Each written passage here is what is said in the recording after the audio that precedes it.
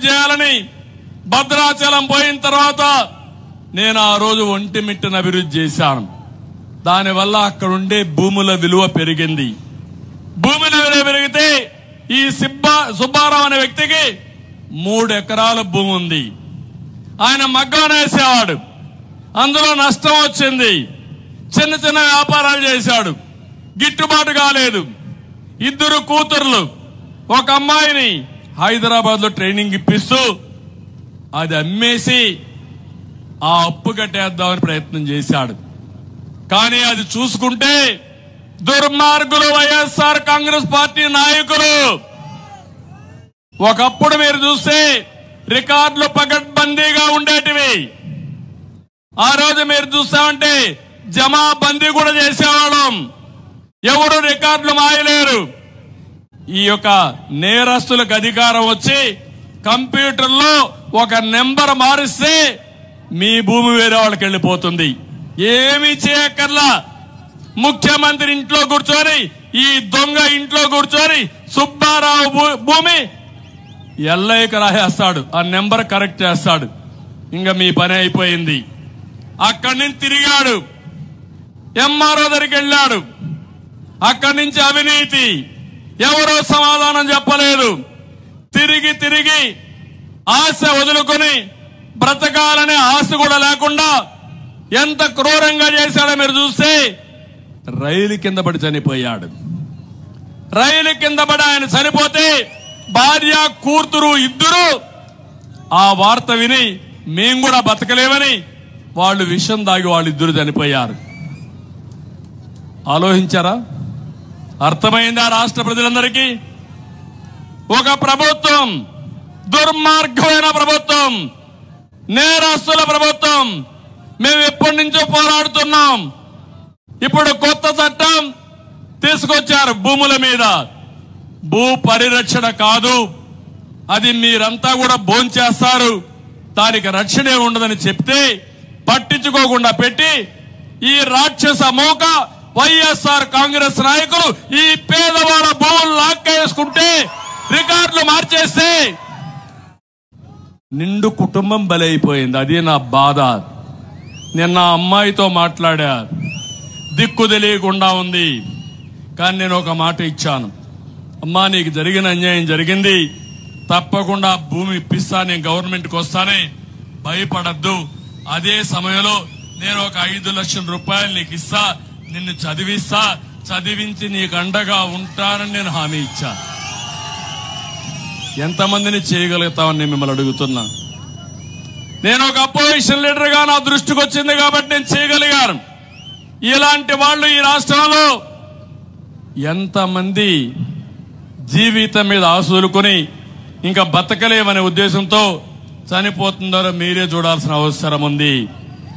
ఇంకో పక్క మీరు చూస్తే ఇది అయిన తర్వాత విశాఖపట్నం 3 ఉదాహరణలు ఇస్తున్నా. ఒక గన్ పెట్టి సొంత భూమిని రాసిమ్మన్నారు. అతను కూడా ఎన్ఆర్ఐ, 5 ఎకరాలు భూమి రాజశేఖర రెడ్డి అప్పుడే రెగ్యులరైజ్ చేసుకున్నాడు. ఇది నా సొంతం, ఇప్పుడు 100 కోట్లు చేస్తుంది, నేను ఎందుకు ఇవ్వాలి, నేను ఇవ్వనన్నాడు. ఇవ్వనంటే ఆఫీసర్లు పంపించి రికార్డులు మార్చారు. అక్కడి నుంచి వేధింపులు మొదలు పెట్టారు. హైకోర్టుకు వెళ్లాడు, సుప్రీంకోర్టుకు వెళ్లాడు. 5 ఏళ్లుగా ఆయన భూమి కాపాడుకుంటూనే ఉన్నాడు. ఏం తమ్ముళ్ళు, సొంత భూమిని కాపాడుకోవడానికి కోట్ల రూపాయలు ఖర్చు పెట్టే పరిస్థితి వస్తే రేపు రాబోయే రోజుల్లో మీరు ఏమవుతారని అడుగుతున్నా. తిరుపతిలో నిన్న ఒక మహిళ, ఎన్ఆర్ఐ మహిళ, డాక్టర్ సునీత, ఎన్ఆర్ఐ, ఆస్ట్రేలియాలో ఉంటుంది అమ్మాయి. ఆ అమ్మాయి కొంత భూమి కొనింది. తిరుపతి కైకాల చెరువు సర్వే నెంబర్ 1లో డాక్టర్ సునీత భూమి కొంటే వైఎస్ఆర్ కాంగ్రెస్ దొంగలు ఆ భూమి ఆక్రమించుకుని రికార్డులు మార్చేశారు.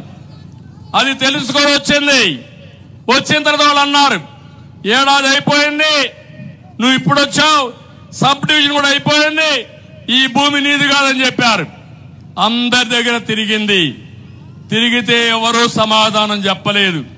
ఇంకా విధి లేని పరిస్థితుల్లో ఆస్ట్రేలియాకి వెళ్లిపోయి అక్కడి నుంచి వీడియో పెట్టింది, నా భూమిని వైఎస్ఆర్ దొంగలు కొట్టేశారు అని చెప్పి.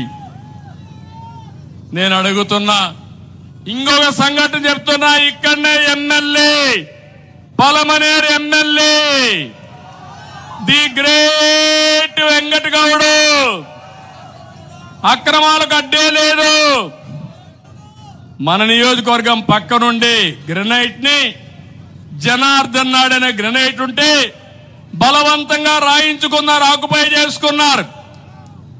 కరెంటు ఛార్జీలు ఆయనకి ఇచ్చేసిన తర్వాత కరెంటు వాడుకొని బిల్లు ఇరిగి పంపించారు. మళ్ళీ ఈయన కోరి లాగేసుకున్నారు, వాడుకున్నారు. మళ్ళా కరెంటు బిల్లు కట్టమంటే నేనెందుకు కడతాను, వాడింది నువ్వు కట్టుకుంటే దాని మీద వేధింపులు ప్రారంభమైనాయి. తమ్ముళ్ళు, ఇవి చూసిన తర్వాత ఇక్కడే ఉన్నాడు.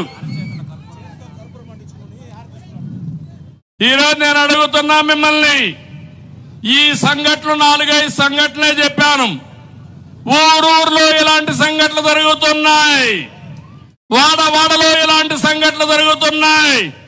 ఇది యథార్థం, అవునా కాదా అని మిమ్మల్ని అడుగుతున్నా. కొంతమంది బయట వస్తున్నారు, కొంతమంది బయట రాలేకపోతున్నారు, కుంగిపోతున్నారు, ఎవరికి చెప్పుకోలేకపోతున్నారు. ఆ భయంతో బ్రతకలేమని ఆత్మహత్యలు చేసుకుంటున్నారు. అది ఈరోజు ఈ రాష్ట్రంలో జరిగే పరిస్థితి. అబ్దుల్ సలాం, నంద్యాల, 4 భార్య భర్త 2 పిల్లలు, రైలు కింద పిల్లల్ని కట్టేసి పెట్టి భార్య భర్త ఆ రైలు కింద పడి చనిపోయారంటే ఎంత మనోవేదన అనుభవించారు, ఎంత కష్టపడ్డారు, ఎంత క్రూరంగా చనిపోయారో మీరు ఆలోచించుకోవాల్సిన అవసరం ఉంది. ఇలాంటివన్నీ చూసిన తర్వాత నేను అనిపించింది, డ్రగ్స్ విశాఖపట్నం 25,000 కేజీలు డ్రగ్స్ వచ్చాయి తమ్ముళ్ళు. 1 కేజీ కాదు, ఒక 5 గ్రాములు వేసుకుంటే ఇంక మత్తులోకి వెళ్ళిపోతారు మీరు. 5 గ్రాములు కూడా అనుకుంటే 1-2 గ్రాములే, చాలా తక్కువ. 1 గ్రాము, 1 గ్రామే నాకు తెలియదు. ఎవరు నేను వాడేవాళ్ళు ఉంటే నాకు తెలియదు అని కూడా చెప్తున్నా. ఎందుకంటే కిళ్ళీ కొట్లు డ్రగ్స్ ఉన్నాయి, అవునా కాదా? గంజాయి ఉంది, అవునా కాదా? ఒక్క విషయం మీరు గుర్తుపెట్టుకోవాలి, 3 ఏళ్లకు మునుపు నేను గంజాయి పైన పోరాడాను. ముద్రా పోర్ట్ నుంచి డ్రగ్స్ వచ్చాయి, విజయవాడ అడ్రస్ తో వచ్చాయి. వైఎస్ఆర్ కాంగ్రెస్ పార్టీ నాయకులకు లింకులు ఉన్నాయని ఆ రోజే నేను చెప్పాను. చెప్పితే తెలుగుదేశం పార్టీ ఆఫీసు మీద దాడి చేసి మన వాళ్ళని కొట్టారు. కొడితే నేను ఆ రోజు ఒకటి ఆలోచించాను, నేను అక్కడికి వెళ్ళాను, పారిపోయాను. ఎక్కడని మీరు చూస్తే తెలుగుదేశం పార్టీ గట్టిగా పార్టీ ఆఫీసు నుంచి అరిస్తే డీజీపీకి నిలబడొస్తుంది. అలాంటి డీజీపీ ఆఫీసు పక్కనే రక్షణ లేదంటే మీకు రక్షణ ఉందా తమ్ముళ్ళు, ఆడబిడ్డలు అని మిమ్మల్ని అడుగుతున్నా. మనం సీసీటీవీ కెమెరాలు పెట్టాం, అందులో ఇన్ఫర్మేషన్ ఉంది.